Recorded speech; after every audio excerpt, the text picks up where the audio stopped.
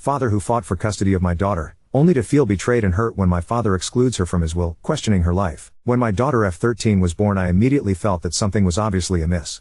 She was blonde-haired and blue-eyed, which was extremely unlikely for a child of myself and my ex-wife F39. I am very Mediterranean, and I have olive skin, dark eyes, and dark hair.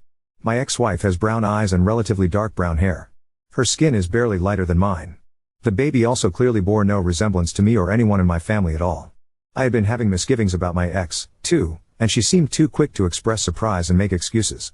Still though, I didn't want to throw away my marriage over what could have been my own misunderstanding of genetics, and so I signed the birth certificate.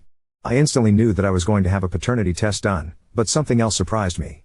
When I brought our little girl home, I still fell in love with her.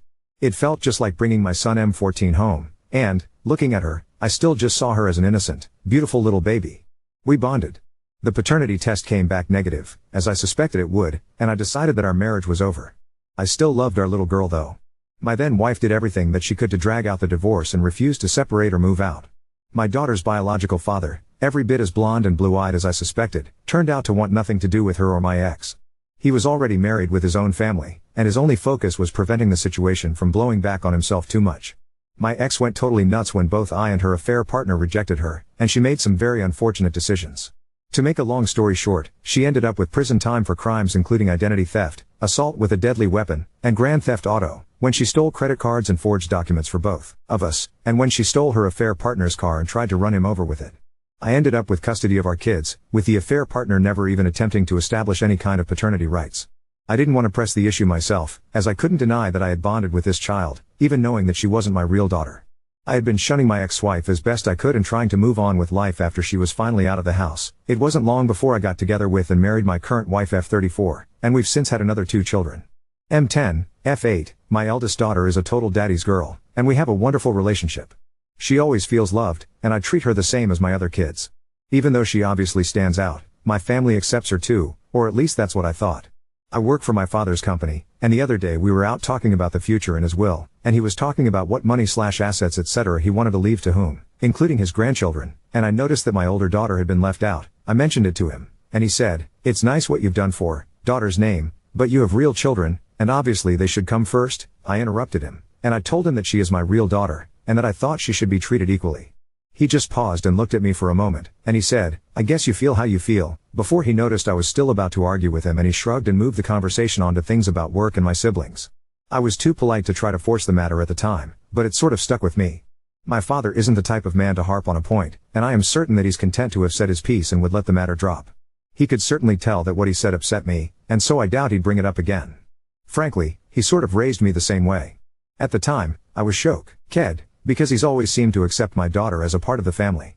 He buys her gifts for her birthday and for Christmas, and he makes her feel welcome, but, thinking about it, he really is just a kind, polite, and generous man in a lot of ways. He will and has bought Christmas gifts for high school friends or significant others, if he knew they were coming, and the same for other gift-giving occasions. He's generally very hospitable to anyone his friends or family bring around, so I thought that maybe it was just that, and I misinterpreted. My wife is Asian, and so my eldest daughter always stands out. She's thin, and blonde, and blue-eyed, unlike pretty much anyone else in my family, and she's taller than any of the other girls or even most of the women, really, so I'm aware that she might look like the neighbor kid visiting or something. My wife loves her, and I know that she 100% accepts her as one of our kids, and she has been a great mom, stepmom. I talk to my own mother, though, and while she's definitely closer to my daughter than my father is, they interact a lot more, and she includes my daughter with the other kids, other girls in family traditions and activities. I got a little bit of the same vibe from her.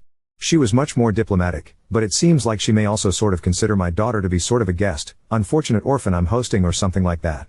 She pointed out that I can make my own will however I want. My daughter knows that she isn't biologically mine.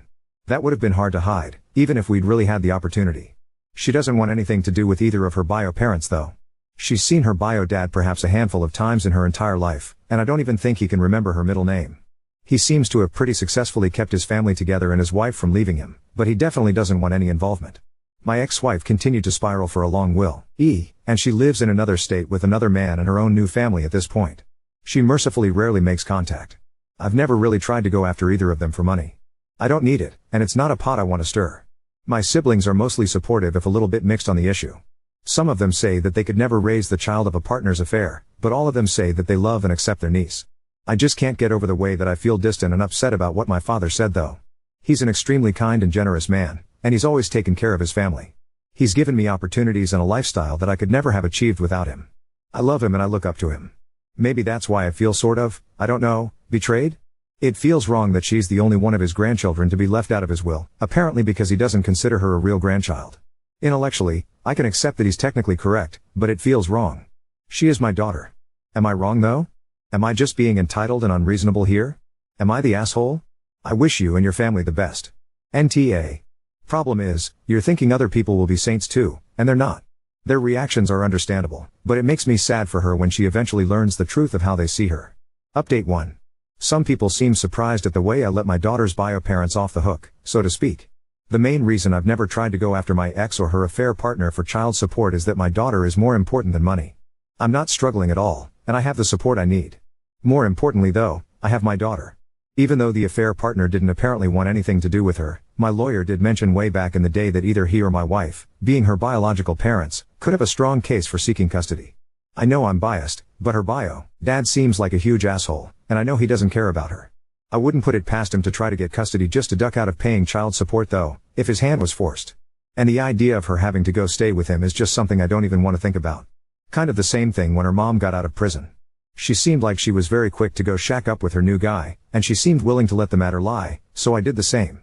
The fact that neither of them tried to get her, or, in my ex's case, the way she hasn't even bothered to keep much contact with our son either tells me more than everything I need to know about the kind of parents they would be.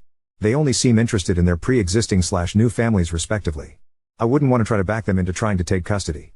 With my daughter being 13, it's possible that we've sort of run out the clock on that matter, but it's still not drama we need or a risk worth taking.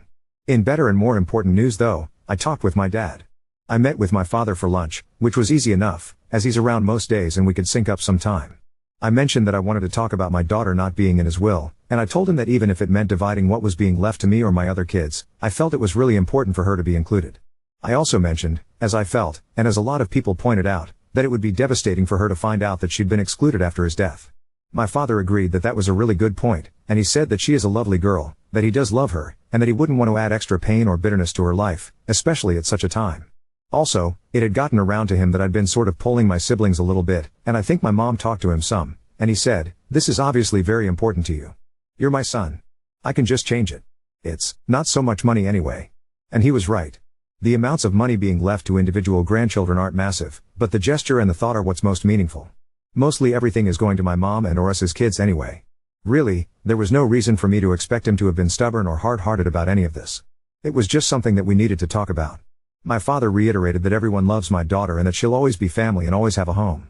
He has a gold bracelet that he has worn somewhat occasionally over the years, and he mentioned that my daughter thought it was pretty. When she was very little, she noticed it on his wrist and said that jewelry was for girls. He laughed and explained to her that sometimes boys wear jewelry too. She thought it was nice and he let her try it on even though it was way too big for her wrist. She was a little toddler then. I didn't know about that moment between them, and I thought it was really sweet that he remembered. He said that he was going to leave her the bracelet and a note and that as far as money goes she'd get the same share as the rest of my kids. So we had a nice lunch and we both felt better for it.